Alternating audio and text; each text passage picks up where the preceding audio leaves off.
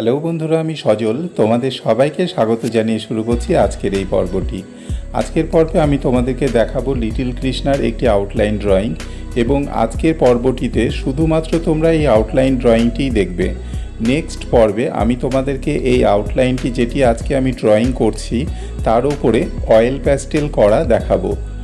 যারা চ্যানেলটিতে নতুন এসেছো, যারা এখনও চ্যানেলটিকে সাবস্ক্রাইব করনি, তারা অবশ্যই বাংলায় এই রকম নতুন নতুন ড্রয়িং ভিডিও দেখার জন্য চ্যানেলটিকে সাবস্ক্রাইব করো ও বন্ধুদের মধ্যে শেয়ার করো।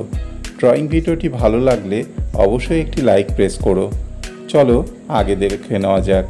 তোমরা প্রথমেই দেখতে পাচ্ছ এই আউটলাইন করার জন্য আমি এখানে একটি চারকোল পেন্সিল ব্যবহার করেছি। চারকোল পেন্সিল ব্যবহার করার উদ্দেশ্য হচ্ছে যাতে এই আউটলাইন যেটি আমি এখানে ড্রয়িং করছি সেটাকে স্পষ্টভাবে এবং সুন্দরভাবে তোমাদেরকে যাতে আমি দেখাতে পারি, তার জন্য।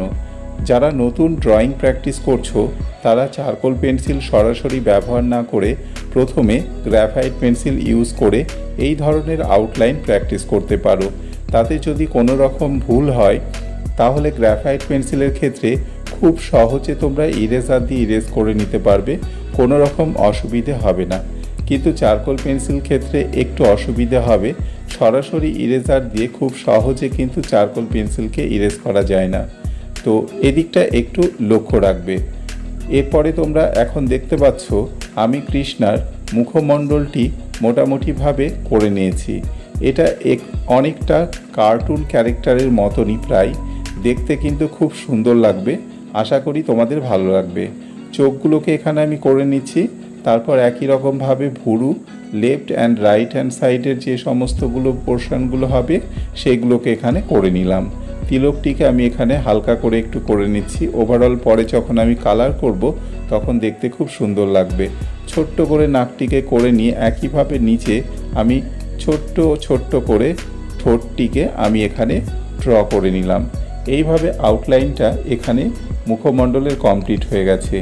এরপর গলার মালা এবং কৃষ্ণা একটি ছোট্ট বাছুরকে নিয়ে বসে আছে তেমন দৃশ্য দেখানোর জন্য এখানে হালকা হালকা করে আমি প্রথমে বাছুরের যে কান এবং অংশগুলো আছে মুখমণ্ডলে সেটাকেও করব। একই সাথে কৃষ্ণার যে হাতের পোর্শনটা আছে সেটাকেও আমি এখানে করে নিচ্ছি। ওভারঅল এই পোর্শনটা করে নেওয়ার পরে এবার বাকি যে পোর্শনগুলো রয়েছে সেগুলোকেও কিন্তু একইভাবে আমি করে নেব। এখানে আমি কৃষ্ণার হাতটিকে গরুর পিঠের ওপর রয়েছে এমন দৃশ্য করার জন্য এখানে এটা করে নিলাম, এবং পিঠের অংশটি এখানে একটু করে নিচ্ছি। তো এটা ওভারঅল এতটাই হবে। এরপর মুখমণ্ডলটি আমি গরুর এখানে করছি, চোখটিকে এখানে করে নিচ্ছি। এরপরে মুখের বাকি পোর্শনটাকে আমি একটু করব, সাথে গলার যে লতি অংশটা আছে সেটাকেও এখানে করে নিচ্ছি। গরুর গলায় একটা ঘণ্টা রয়েছে, এরকম করে আমি একটা ঘণ্টার দৃশ্য এখানে কিন্তু ড্র করে নিচ্ছি। এবং বাকি যে পায়ের পোর্শনটা আছে ভাঁজ করে বসে আছে সেটাকে এখানে করে নিচ্ছি। খুর এবং পায়ের অংশটি একই রকমভাবে আমি এখানে করে নিচ্ছি। পাশে যে সমস্ত ফুল পাতা অংশগুলো থাকবে বা ছোট ছোট ঝোপঝাড় গাছপালাগুলো থাকবে সেগুলো আমি এখানে করে নেব।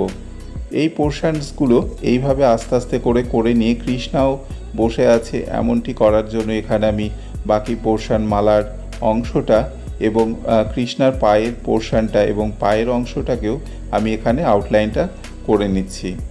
বন্ধুরা, যারা চ্যানেলটিতে নতুন এসেছো, যারা এখনও বাংলার আর্ট ড্রয়িং চ্যানেলটিকে সাবস্ক্রাইব করনি, তারা এই রকম নতুন নতুন বাংলায় ড্রয়িং ভিডিও দেখার জন্য অবশ্যই চ্যানেলটিকে সাবস্ক্রাইব করো ও বন্ধুদের মধ্যে শেয়ার করো, যাতে আমি যখনই নতুন কোনো ড্রয়িং ভিডিও দেব তোমরা প্রত্যেকে সেই ড্রয়িং ভিডিও পেয়ে থাকবে।